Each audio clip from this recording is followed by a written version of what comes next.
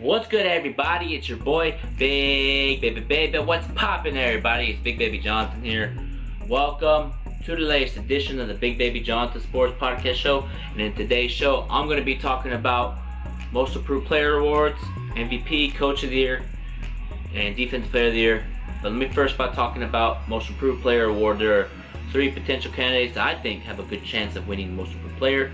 Brandon Ingram, out of the New Orleans Pelicans, he's averaging 24 points per game, 6.3 rebounds a game, and 4.3 assists a game. You know what I mean? He took a big step from last year on the Lakers to this year, first time All-Star. He can get to the rim at ease. He can pull up, jumper, play that tough defense, get rebounds, push the floor, get his teammates involved. You know, I just like his game. It's a small forward. He can play a tough defense on you. If you throw a player like Iguodala on him, he'll go right by him. If you put a player like Kawhi Leonard, he'll go right by him. You know what I mean? Brandon Ingram's special, man. I'm telling you right now, I've been preaching that when he was on the Lakers. You know, I know this is not a Laker post-game video, but what I'm trying to say is, Brandon Ingram is a first-time All-Star. I've been preaching that he's going to be an All-Star. Be patient with him. Be patient with Brandon Ingram. Boom, first-time All-Star. He will get that max contract from the Pelicans because the Pelicans said that they're going to match whoever throws him in the max contract, you know? And I feel like he's talented, or he's a big part of the Pelicans' future. They got Lonzo Ball, Brandon Ingram, Josh Hart, Zion Williamson. They got Drew Holiday. They got a group of guys that can be high level. Alvin Gentry does a great job coaching over there. So I won't be surprised if they're in playoff runs next year. You know what I mean? They're fighting for the 8th spot. You know, they were 28-36 right now. If the NBA season didn't get suspended, 28-36. I feel like next year, if the NBA season does come about, I feel like they're gonna make that 8th seed next year. You know, they're gonna go through those growing pains this year, timely miss turnovers, and go through those situations like, oh, they should have done this better. Learn from it, get better, and that's how I feel like the Pelicans are going to be the most improved team next year in the NBA. And yeah, that's why I think Brandon Ingram's going to win most improved. In my opinion, if he doesn't win it, I feel like Trae Young should get the most improved player award because he's averaging 29.6 points per game, 4.3 rebounds a game, and 9.3 assists a game. Trae Young is a beast. You know what I mean? He can shoot from anywhere on the court from 30 feet. You know, from the logo, his ability to get to the rim at ease. He has that like scorer's mentality, but also he facilitates the basketball. He can get his teammates involved, but they are at one of the second worst teams in the league at 20-47. You know what I mean? So for me, for Bigbabyjonathan, I think if you have a bad record in the NBA, this is my opinion, I don't feel like you deserve to be an All-Star. You know, if you have a bad record in the league, you know, you shouldn't be an All-Star. But hey, no hate on Trae Young. Congrats to you on your All-Star appearance. You know, appreciate it. You well deserved. You worked your tail off this year. 29 points and 9 assists a game. That's huge in the NBA. You know, you're it's just crazy what you do on the floor. You get to the rim, get your teams involved. He has that scorer's mentality. You know, he's like, okay, we're struggling. Let me take over. You know, just what he does on the court is cool. I like his game, and I feel like because he's not getting that much recognition. Because it's in a small market like Atlanta. If he was on a team like the New York Knicks, or maybe like Indiana or Milwaukee, so let's say if you put him up in San Antonio with Greg Popovich, you know, he would shine over there. He'd get a lot of recognition. If he was on my Laker team, he would get a lot of recognition. But for me, I just feel like he needs to be on the bigger market to be recognized. That's just my opinion, you know. Just like how certain players, like Anthony Davis, got recognition, but wasn't talked about. As soon as he came to the Lakers and was dominating at the highest level, he's getting work. He's getting that recognition right now. You know what I mean? That's why I think he can win Most Improved this year. He's just a talented player. Just like his game, of his ability to get to the rim. He can post up here and there. You know, could set good screens, dive for the loose ball. Just in general, like his game. You know, his ability from last year to this year, big turn up. You know what I mean? You know, and also my final third person I think can win Most Improved is Luka Doncic. Luka Doncic from the Dallas Mavericks is averaging 28.7 points per game, 9.3 rebounds a game, and 8.7 assists a game. Love Luka Doncic's game. That's who I think is going to win Most Improved. If you ask Bigbabyjonathan, that's who I got to win Most Improved Player. You know what I mean? There were some other players that I could have talked about today, but I just feel like that's just my top 3 that, you know, I mentioned earlier. Luka, Brandon Ingram, Trae Young. But if you ask me who do you pick out of those three to officially win it, I would say Luka. Let me tell you why. 28 points per game, 9 rebounds, 0.3, and 8.7 assists. His ability to get to the rim, facilitate, spot up from 3, pull up from 3. You know what I mean? Just like his game. You know? Just love his game, love his hustle, grit and grinds. They set screens for him, he'll dive for loose ball. Just he's a natural scorer, you know. Luka Doncic is a natural scorer, and his PER in the NBA is 27.75, and that's 4th in the NBA. You know, he's a talented player, and people were like, "Oh, the Atlanta Hawks should have kept him because he was drafted number 1, first round pick, 3rd overall." Oh my God, why'd they trade? Why did Atlanta trade Luka? It was basically Trae Young, Luka swap places, and they are playing basically the same.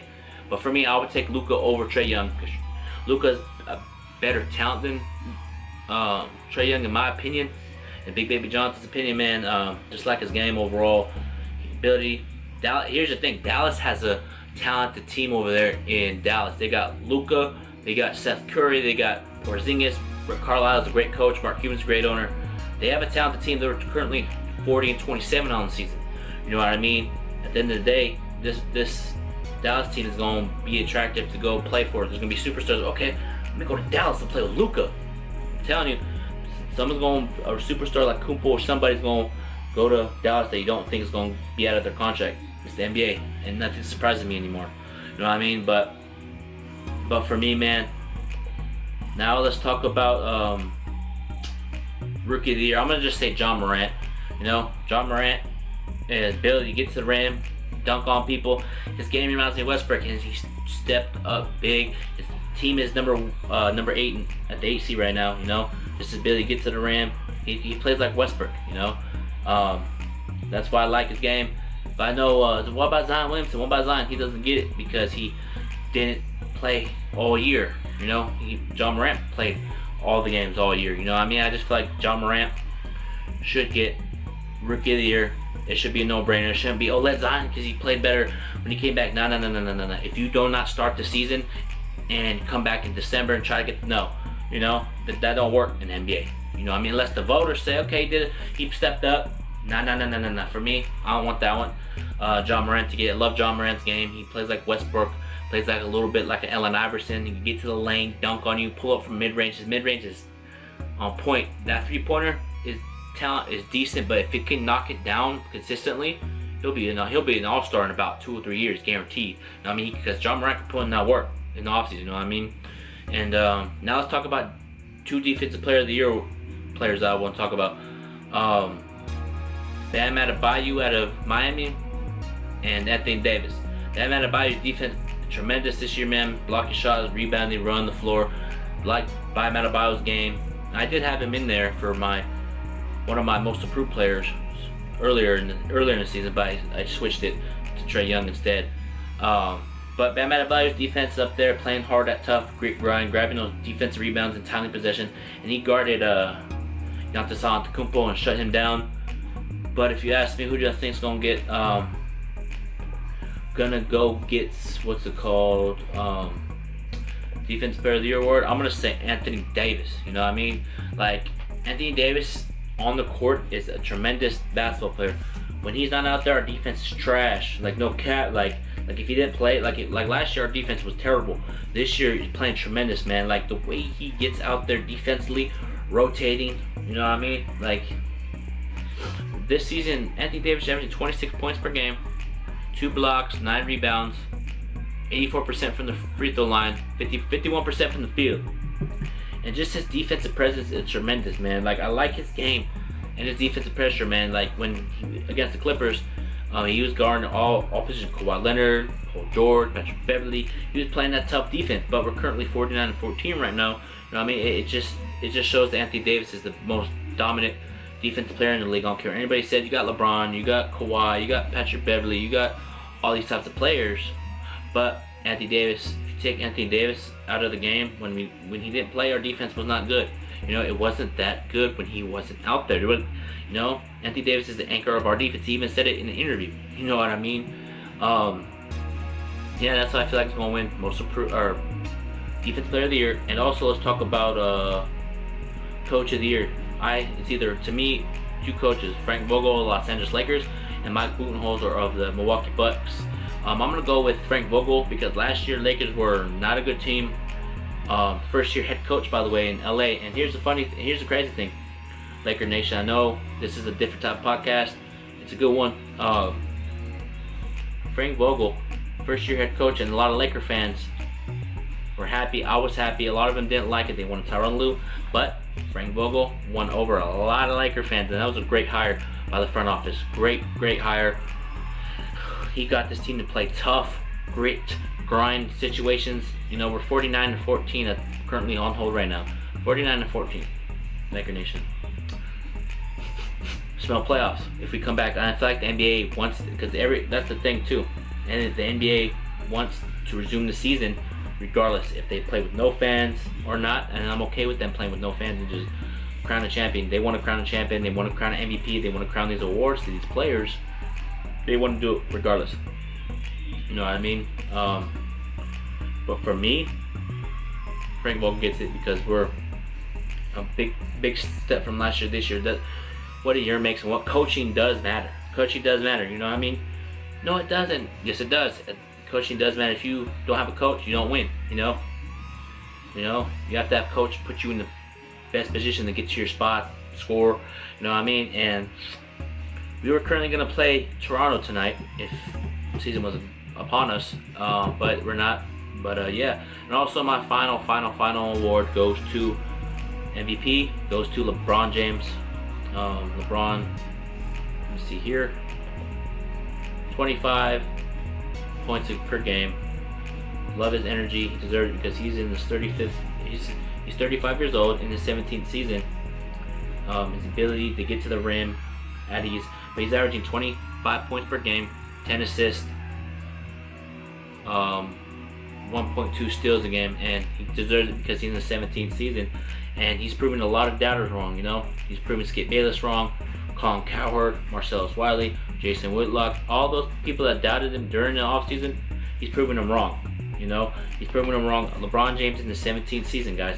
He's playing with passion, hustle, grit, grind. And that game against the Clippers, when he dove for that loose ball, was like, what's up? What's happening? He's putting a stamp on this because he hears the Kawhi Leonard talk about Kawhi the king in LA.